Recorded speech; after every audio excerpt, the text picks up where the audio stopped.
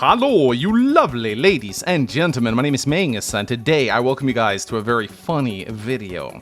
So, the map committee over at Advanced Wars by Web, which are the people responsible for rotating maps in and out of the global league pool, effectively at the start of each month they decide which maps go out and which maps come in, to keep things fresh and to give us guys some new maps to fight on whenever we play competitive Advanced Wars. Sometimes they will try new things and they'll release some weird and questionable maps into the league pool, which I think is very good, you know, variety is the spice of life. But sometimes they make some weird, questionable decisions, and in particular, this map was reviled so much by the community that I believe it was taken down after just 24 hours. It's called Wheel of Torment, and it is a bonkers map. You can already see this is not your traditional fog map. However, I'm not choosing to showcase this video because, you know, the map is so broken and I want to showcase just how broken it is.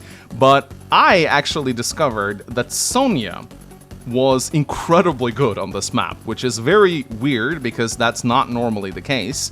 Sonja sits pretty low down. She's probably bottom tier, honestly, of tier 3, even in Fog. She's very rarely picked. Her win percentage is very low, because unlike the other tier 3 COs, she just doesn't have very good powers and her day-to-day is a little iffy. And also you have Kindle in tier 3, and Kindle is the power pick of tier 3, and her win rate is insanely high. There's actually been some discussion lately, I believe, about moving Kindle permanently down into tier 2, which I am very for. I think that would be very healthy for the game as a whole.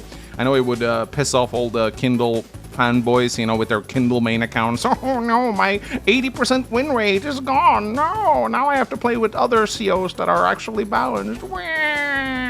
So yeah, I think that would actually be very good for the community, but hey, I'm not in charge of these things. And it just happens to be that I'm actually up against Kindle right now. And normally this is not a good matchup for Sonja. She cannot really do much against Kindle. Her firepower isn't particularly high, her powers aren't that strong, and Kindle is just bonkers. I mean, just look at this busted CR right here. She gets a 40% bonus on properties. It's incredibly strong. Her Urban Blight is very good for value. Her superpower High Society isn't seen much, but it can be popped for a devastating push, and you will actually see it in this particular match.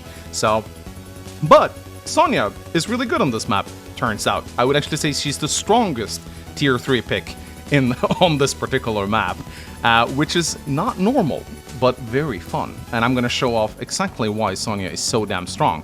So, this map, as you can see, is very weird. It starts off with, both players start off with submarines in the center. These can be dived if they come under attack. And of course, these submarines give a lot of vision, because submarines have the same vision as recons at 5. Sonja's submarines have 6, which is very good. Both players also have very exposed island HQs with artillery. And what's kind of weird is that artilleries, you know, normally they're completely blind, as you can see. They have 1 vision, but not Sonja's artillery. They have 2 vision, so they can actually scout a little bit. They can shoot on these particular squares right here without any scouting support. But there is another reason why this is so broken. You put a Sonja infantry in this mountain right here, 1, 2, 3, 4, 5, 6 vision. She can scout out these 2 properties and deny them with this artillery. Kindle cannot do that. She needs a recon down here, or a battlecopter or something. Both players also start out with a recon in the corner, denying their opposing player's comm tower. And this recon needs to be busted out with an artillery, or with someone breaking down this pipe seam to kill it. And Sonja's recon can see the base of the opposing player, so she actually gets free intel on what units her opponent builds in the first 6 or 7 days or so before this recon is destroyed, which is really good. There are many other reasons why Sonja is so broken. I'm going to showcase them all in this particular replay. So my opponent is named Humble Roger. He is rated around 1150, I think, around the same as me. I'm currently trying really hard to get myself up to 1200. It's very tough. The competition is very fierce right now. People have just gotten a lot better at the game in general. And also, I just noticed that I told Kindle's units to face. You can actually change in the replay viewer. You can actually change which direction Kindle's units are facing, which I think is kind of cool. Someone told us. You can also like change the country. So thank you, whoever pointed that out. I don't remember your name, but I'm very grateful, because this means that I can actually have the COs represented by their proper colors and have their units face the proper way. It's a little bit bugged sometimes. The units will just face around the other direction, but usually just if you refresh, it will usually go alright. So, first couple of days here, both players are just capping their bases, and think we're pretty much doing the same things here. However, I do get out a very early artillery in this match, as you can see right here, because I want to kill this recon, grab the comm tower. With Sonja, you do have that reduced luck, which means your firepower is a little lower. So getting that comm tower helps to offset that. If you want some 2-hit KOs on your infantry, for example, you really want that comm tower, so it's in my best interest to get that as soon as possible. But also, I plan on getting a lot of battlecopters out in this match, because I believe Sonja battlecopters are incredibly strong. It's not just what I believe, they are considered very strong, because during her superpower, other battlecopters can't target them. So I plan to get a lot of battlecopters out, but in order to do that, I have to first deny this recon, because if this recon is here, I can't really build battlecopters, because my opponent will see it coming and prepare anti-air. Now, of course, there will be battlecopters on this map. You will do well to prepare anti-air anyway, but it never hurts to deny your opponent some intel. So I move my artillery into this forest right here to take down the recon. I do believe my opponent has the exact same plan in mind. He's going to also deny my recon, because my recon is so much better than his recon, because it sees so much more. So, and yes, I am pressing wait on my units here. This is just because I like to cycle through them to make sure I didn't forget any. So my opponent is going to try and get the city really early now, which you will see will be a big mistake, because of course I have a special ace up my sleeve that I don't think he really considered. So I was a little worried that I would deal 4 HP of damage to this recon here due to my bad luck, but I didn't, so I'll end up 2-hit KOing it. But let me just show you just how incredibly busted Sonja is right here. Look at this. Look at this. So thanks to this infantry right now, I am seeing both these cities. So unless he wants to join cap units together, which will reduce his unit count, or unless he goes for capping both at the same time, I will actually be able to deny these two cities for a considerable amount of time, and really deny my opponent a lot of income. And again, I build more artillery because this is an artillery map. Now, Sonja isn't a particularly good artillery seer or anything like that, but she does have increased scouting, and she can also shoot on units hidden in the woods when her powers are up. So while she isn't, I wouldn't call her like an artillery seer or anything like that, she does utilize them pretty well on maps like this. So yeah, again, you can see my opponent tries to grab the city. It's not going to work out too well for him. Whenever he puts infantries up in this mountain, he cannot see the cities. So, and again, tanks, artillery, it's going to be a lot of artillery on this map in particular. I managed to kill the recon, which is nice. And here I start taking shots at his infantry, which I was very happy about this. I was like, oh my god, she's actually so good on this map. It's not every day you get to play Sonja versus Kindle and actually be comfortable with that. So, furthermore, I bring up my artillery on the right-hand side here because I have another thing up my sleeve. And that's the fact that this infantry right here can scout the artillery. So my idea was to move this artillery over here and start taking pot shots, because of course, if you take out this artillery on the HQ, the HQ is completely exposed. So that is my idea. Of course, it's a little scary because, of course, Kindle can move down an infantry. She can also move down a recon to scout the artillery. And, of course, this artillery is on an HQ, which means it has 40% increased firepower. So it will almost one-shot my artillery. So I need to be careful about that. But I figured it was a nice gamble. And here I go an early transport copter. I'm going to try a little bit of a sneaky move. I'm going to try and steal this island away from Kindle. Because if I can get an infantry here and cap these properties and have a battlecopter in reserve, I can try and kill whatever battlecopter my opponent sends out to take the island back. So that was at least my idea. I was going to go 2 transport copters early on, and I was going to try and contest both the cities. Let's see if I'm able to do that or not. So my opponent grabs takes out my recon, so the recon is now gone, and he also moves his infantry down here on the right-hand side.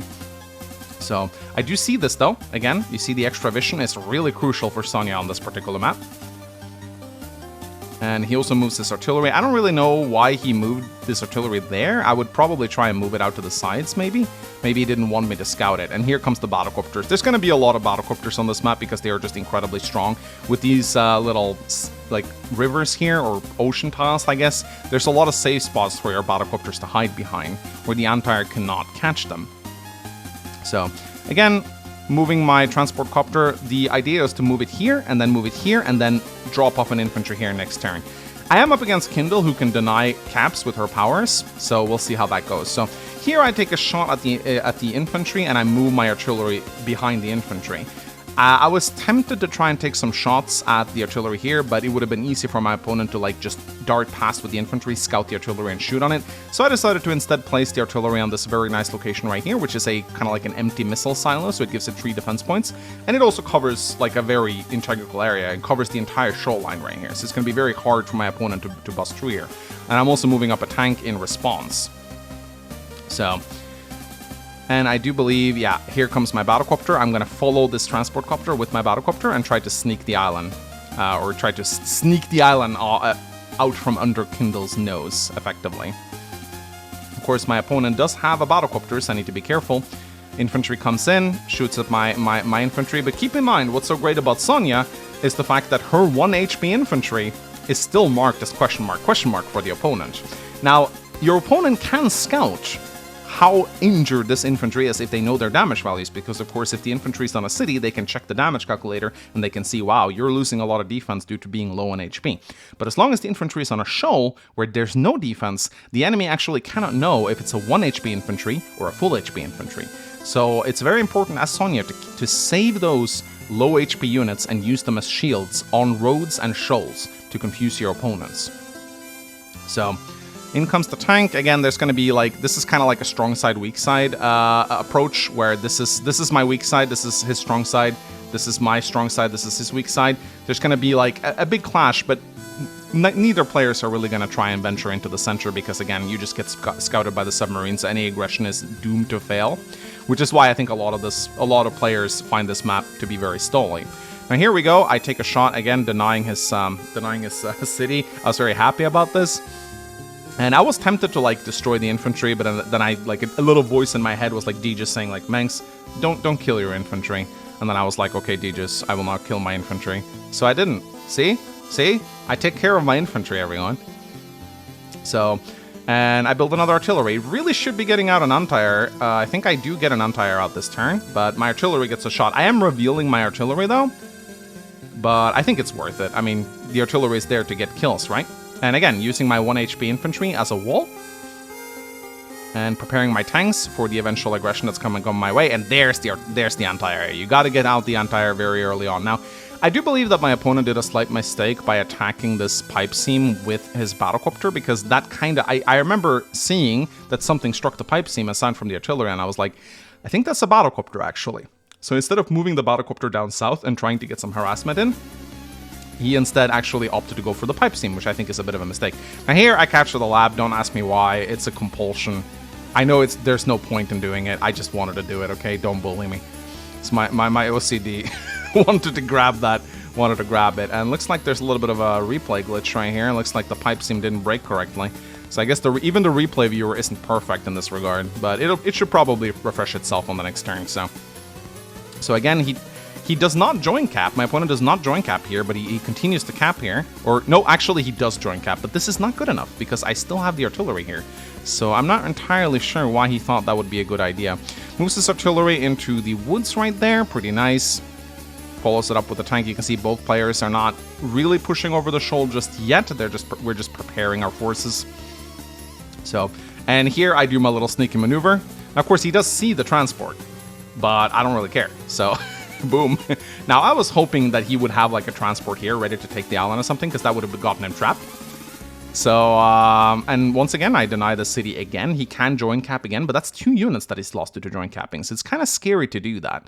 So we'll see how that goes. And yeah, it looks like just the pipe seams don't update properly for some reason. So, and yeah, here I do actually decide to move my infantry in. And the reason why I feel comfortable doing this is quite simple. The reason why I feel comfortable doing this, I know it's a bit of a Manx infantry, I know, but he has joined 2 infantry into that already. So I figured sacrificing one of my infantry to actually punish that and make sure he doesn't get it would be warranted, because he's already behind. And now he's joined cap 2 infantry into here for absolutely no gain. So me sacking 1 infantry to deny that further, I think that's fine. I think that's fair. So I grabbed the lab. I don't know. I just like seeing the color turn to my color, you know. And I don't know that the battlecopter is, or do I know that the battlecopter? I don't actually remember if I had a unit on there. Let me check real quick. Let me check. No. So I didn't have a unit here. I didn't see the battlecopter. I did not see the battlecopter. So he's trying to grab this city right now, which I think is a little adventurous, maybe? Just a little bit? But we'll see if he ends up getting it or not. So yeah, here we do see it, though. So here comes the transport copter, and I'm kind of surprised. I think he actually ended up getting himself trapped there. And now he goes for the city again, but I can still see it. So I don't really know if he thinks he'll be able to get it, but you can see how incredibly annoying this artillery is right here. He scouts my battlecopter, which is a little sad, and he does have an Antire ready to deal with it. So I'm still kind of gambling that he doesn't have the Antire. And he moves his battlecopter back, and did not move his transport. I guess he realizes that he did see my transport copter, so he probably knows that there is an infantry here. And again, once again, just keep continuing to deny the city. And here, I do take a bit of a gamble. I don't see the Antire. I could have moved my infantry in here. Nah, I wouldn't have been able to spot it either way. Nah, I wouldn't. Wait, 1, 2, 3, 4, 5, 6. No, I would not have been able to scout this Antire, except maybe with my transport copter. I could have moved my transport copter in. So that's something I definitely could have done. I could have sacked the transport copter and moved it here, because Sonja's transport copters have 3 vision. So then I wouldn't have had to destroy my battlecopter here. But I kind of just gambled, hoping that he wouldn't have an Antire, and it failed obviously. But you know, you got to do that sometimes. Bit of an Antire gambit, as I like to say. So here I'm preparing for his eventual push. I know that he's moving a lot of forces over here. I know he has a battlecopter of some kind as well. So I prepare my Antire, and I build a rocket. I mean, rockets not something I would usually build on any other fog map. Rockets are a big investment, and they're very scary. But I felt comfortable building a rocket here, because I want to start applying pressure to this artillery right here.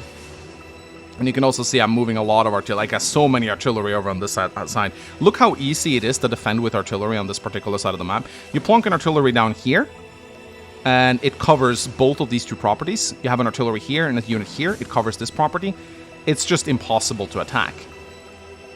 So, day 11 rolls in, and here, yeah, he does barely not take down my transport copter, but of course he one-shots my infantry, which is pretty nice, and comes in with the battlecopter as well. So he's doing the same thing as I am.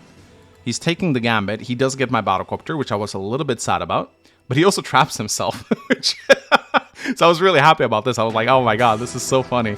I actually stopped him from taking this island. Of course, he is about to get his power, so it's going to be a little bit harder for me to get that.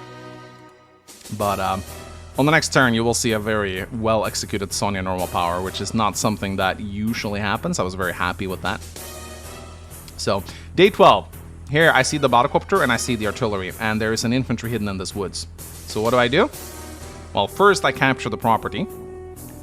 And I grab the island as well, so I'm pretty happy about this. Moving in my rocket as well to apply pressure to the HQ. And I know that he has a lot of forces here, so I'm preparing, like, look how strong this artillery right here is. Look how incredibly good this artillery is right here. Covers both of these 2 cities, can only really be dislodged with battlecopters, but I know he doesn't have battlecopters here. So this artillery is really safe. And I have infantry to protect my artillery over here. And here I pop my normal power and Holland's division. Boom! Because I knew there was an infantry in this woods. And obviously I wouldn't be able to kill it normally without the power. So I pop it, kill the infantry with my artillery, come in with my Antire, and then thanks to my 10% increased firepower, I'm able to get a 2-hit KO here, fine. And then I reduce the artillery to 3 HP. So you can see, and I sacked 2 low HP infantry to deny this cap. Maybe a little bit ambitious, but I really didn't want him to get this property. So I decided that that was probably a smart thing to do. And once again, just pulling back my forces right here, preparing for the eventual attack. And building more artillery, because this map is artillery heaven. I would actually say in tier 4, I think Jake would be a pretty good CO here. So in comes the Urban Blight. I was able to capture this first, so I was really happy about that. Replay player is a little bit glitchy today. It's not properly showing the HP. I think the reason why this is happening is because of the Sonja question mark HP. I think my opponent is not able to see the HP of his powers because of the replay viewer considering Sonja's units as having hidden HP. I think that it'll update on my turn. I think that's what is happening right here. So he comes in for a pretty aggressive attack. He also unloads his infantry over here, but I have already captured my property, so I'm really happy about that. Gets a good shot with his artillery. Pretty nice. And yeah, he's being very aggressive over here. I don't agree with this at all. He's being aggressive on his weak side. So we'll see if this will come back to bite him. And he's certainly not going to be able to push through here. I can tell you that much. So, Day 13, and here you go. Now you can see the proper HP of my units that got damaged during the Urban Blight. So I start capping here. Could have moved this transport copter over here to not have it be damaged by the Urban Blight. I realize this is a little bit of a mistake. But look at my defensive position right here. There's no way he's going to get through here. Absolutely no way. So this is hopeless for him. And now my rocket, I do reveal my rocket here. I should have killed this recon first before moving it in. That was a big mistake on my end. I could have killed it very easily. So, but look at this rocket right now. It's threatening the HQ, and it is pretty much covering this entire shoreline right here now. So, and yeah, that was a big mistake on my part. Should have killed this recon before. And there you can see Sonja's bad luck in action right here. Full HP infantry versus 1 HP recon. Boom, doesn't get it. That's what bad luck does for you. So I guess that rocket would have been revealed either way, but still. So, here we go. And now this is a very dangerous threat to him because he doesn't really have that many forces on the right-hand side right here. And just look at my defensive position right here. He's not getting through here. Not without battlecopters. And I know he doesn't have battlecopters on this side because if he did have battlecopters, he would have attacked my infantry already. So while this may have been a bit of an expensive gambit, sacking a transport copter to get this city, I do know for sure that he doesn't have battlecopters on this side. Otherwise, I would have seen them already. So I'm very confident that these 3 artillery will protect whatever attack he tries to launch on my base. So in comes the infantry. Day 13 rolls in, and you can see he has practically nothing on his weak side now. Comes in with the recon, he scouts 2 of my artillery, he probably sees that this is hopeless. And instead of attacking my infantry, he decides to go for the capture, which is smart. And he gets a little bit of a boost off on the transport here, which is kind of nice. And finally, bringing some more battlecopters down on his weak side. Definitely very important, but I still have that anti-air though, so I don't really think he's going to be able to get anything done here. Moves his tank down as well.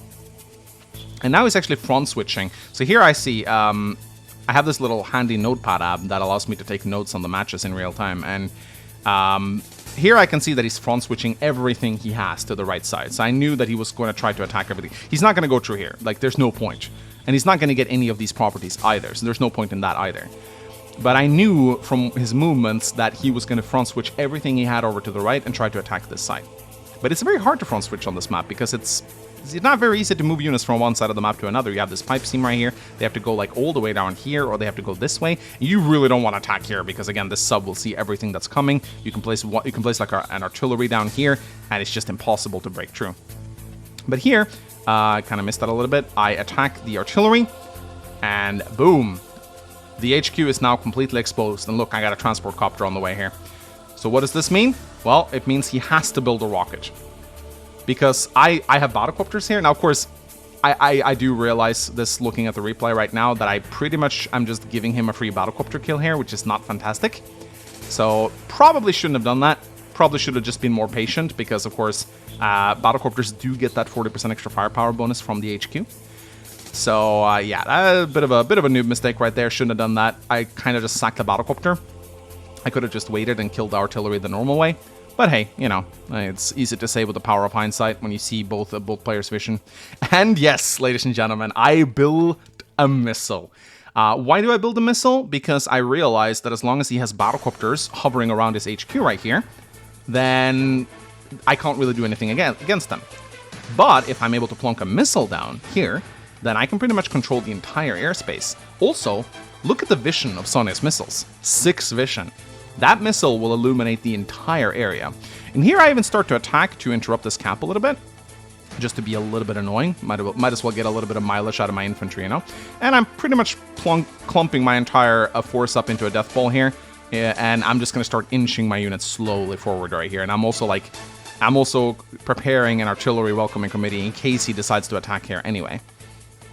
And at this point, I definitely expect him to start applying pressure to my artillery because my HQ is pretty exposed. So I'm getting a battlecopter out just to protect myself against that. And yeah, here we go. He gets the free battlecopter hit, which annoyed me a little bit. But hey, you know, a little bit of a mistake, but nothing game-breaking, just a little bit annoying. And I actually kind of like how strong the Sonja infantry is in this area, because keep in mind, this infantry right here, it has 40% increased firepower, but you know what this infantry has? 50% increased firepower because it's counterattacking. So in this situation, the Sonja infantry is actually as strong as the Kindle infantry. It's actually stronger. Because again, Sonja gets that 50% increased firepower on our counterattacks, which is a very undervalued part of her toolkit, I think. And one that will often bring me a lot of value in this map. So I do like that. And This is interesting. He actually plans to delete his infantry and dump a healthy one down there. So you can just see how annoying this island gambit actually ended up being for him. So day 15 rolls in, and I'm moving my missile slowly but surely into range. Your opponent just doesn't expect a missile, you know?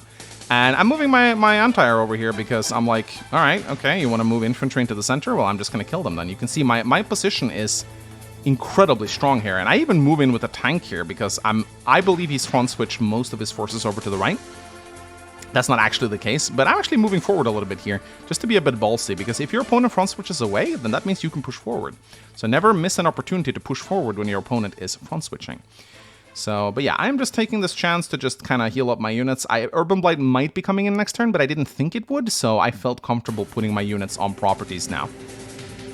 So, but yeah, he is pulling back with everything, and look how annoying the Sonja infantry is. Boom. It is so funny. And here, he is forced to build a rocket. He sees that I'm going for his HQ, which is smart. You know, I'll give him that. He has to build that rocket to defend himself. In fact, he has 2 rockets, which is kind of funny. Moves in his 1 HP recon. Reveals his weakened artillery there to me. I don't know if that was a very smart thing to do. I would probably pull that artillery back to the city to repair it. I don't really think you should attack. So, day 16 rolls in, I continue to cap the island. He still hasn't taken his island, so I would say maybe that little gambit I did with the transport copter, it probably ended up working out fine. And now my missile is in position. Look at that, it completely guards its own HQ, so any battlecopters that move down will get shot down. And this rocket is in such a nice position right now. There's no way my opponent is going to be able to break through here. And I'm bringing in my transport copter. And here, I'm getting a little ballsy. I thought he front switched away everything, so I actually moved my tank in. I was like, oh shit, he actually has artillery left. Okay, that's, maybe I shouldn't have done that. So I feel like I may have been overextending a little bit too much now, but I'm still moving my artillery into position just in case he decides to go full on aggressive to punish his counterattack.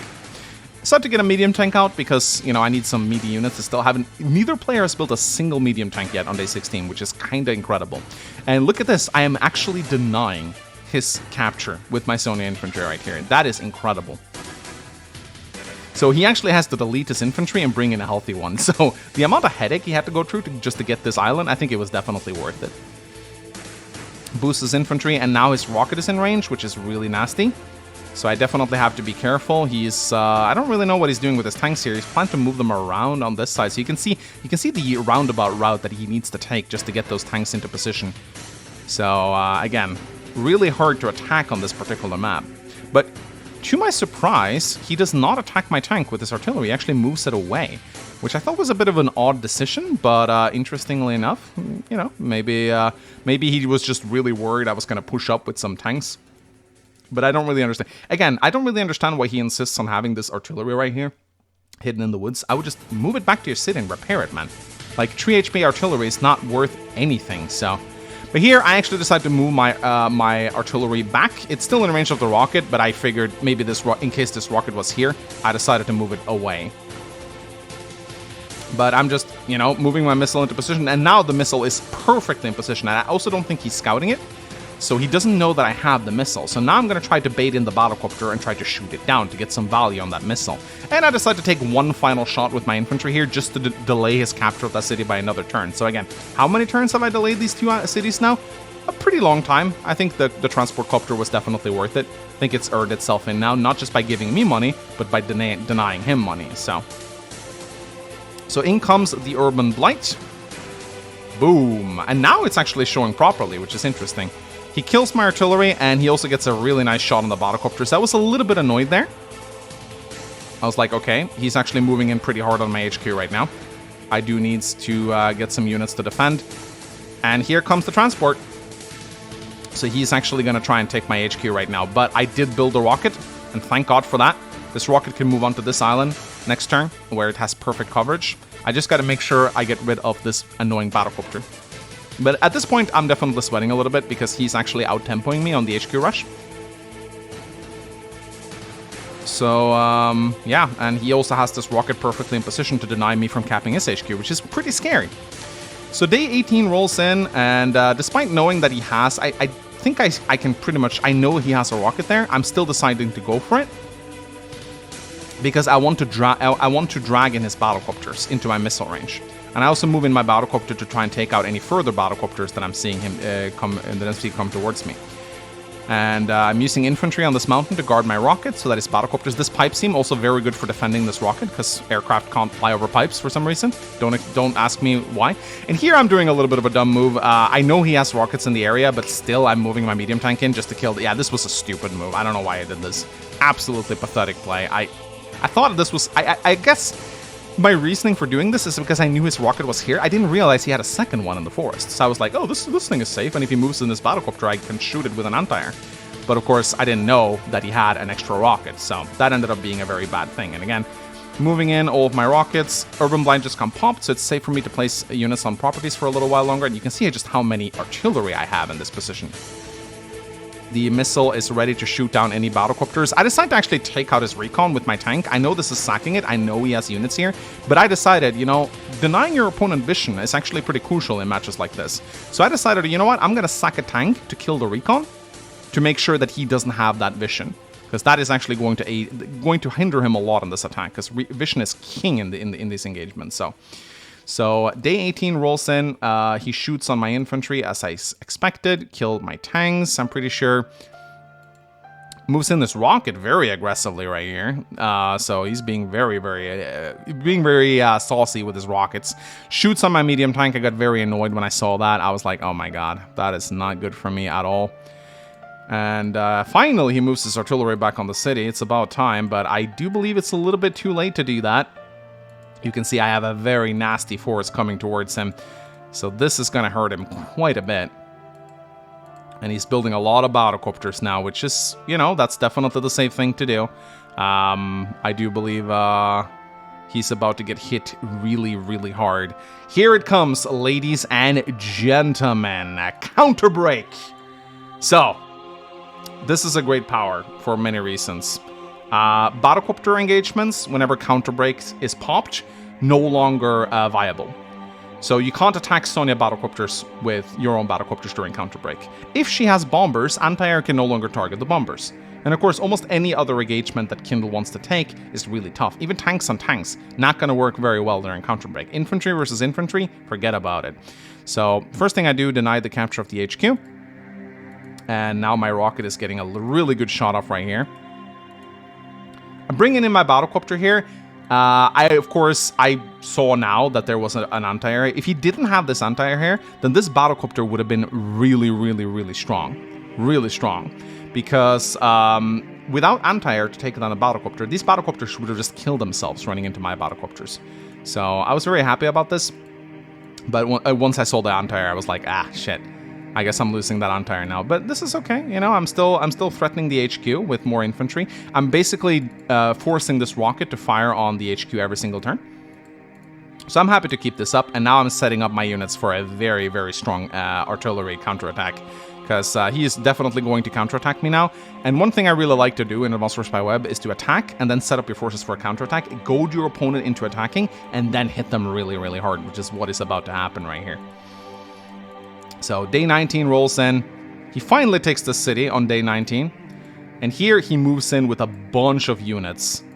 And this is going to hurt him quite a lot, ladies and gentlemen. So I don't know what happened there. That was a bit of a weird visual glitch. And he moves this rocket in, not realizing I have an artillery here. So this was a very... I don't really know what he was thinking here, if I'm going to be completely honest. This is just... yeah, I guess he really wanted the HQ. And I guess he felt like this artillery would cover the rocket. But yeah, no, this was a very, very strange move on his end. Absolutely. So are you guys ready to go to Value Town? Because we're about to go to Value Town right here. Alright, you guys ready for Value Town? Because Value Town's about to happen here. Alright. Boom, missile. Boom, rocket dead. Boom, tank dead. Boom, tank dead. Boom, infantry capped. Boom, battlecopter killed. Scout the tank. Boom, boom, boom, boom, boom, boom. Seize the HQ. Why not? Oh my god, what a turn. What a turn. Oh my god, I was so happy about this.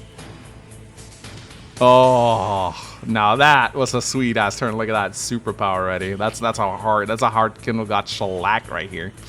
And after this turn, my opponent asked for a draw, which is how you know you're ahead, when your opponent asks you for a draw. I was like, oh no, not gonna draw this one, buddy.